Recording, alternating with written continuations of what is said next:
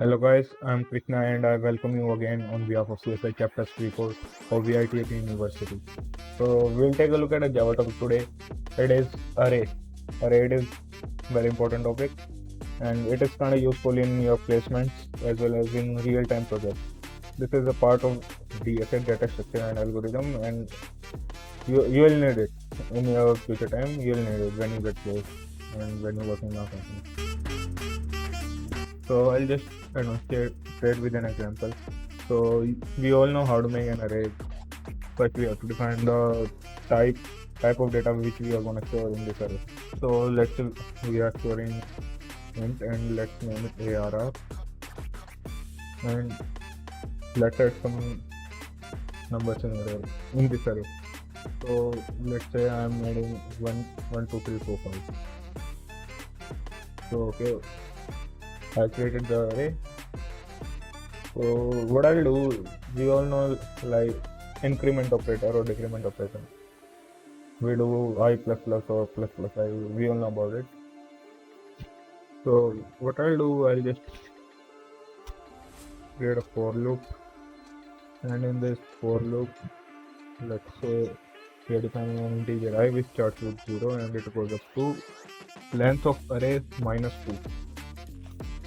Okay, for doing that we have to do it I less than ARR dot length minus 2, and instead of I plus plus we usually do I plus plus. What I'm gonna do, I will do plus plus I. And what this for loop does, this for loop, it just prints out the element at ith index of this array ARR. So for doing that, we just have to do is ARR I. Let's say we are adding some space.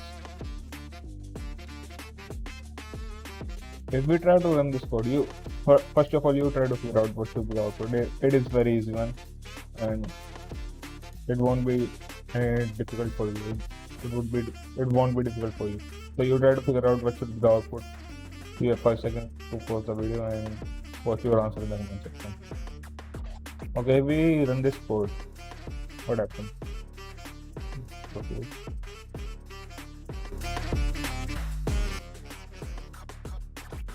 Yeah, you may say it is printing out 1, 2, 3. Why is it printing out 1, 2, 3? First of all, it will print elements at index 0. And look over here. It is going up to ARR length minus 2. So the length of this array, it is 5. And 5 minus 2, which is 3. So it will go up to index 3. So it will go up to 0, 1, 2, 3. But we are not doing I less than equal to. So it won't go up to 3, it will go up to index 2. So it will be 0, 1, 2.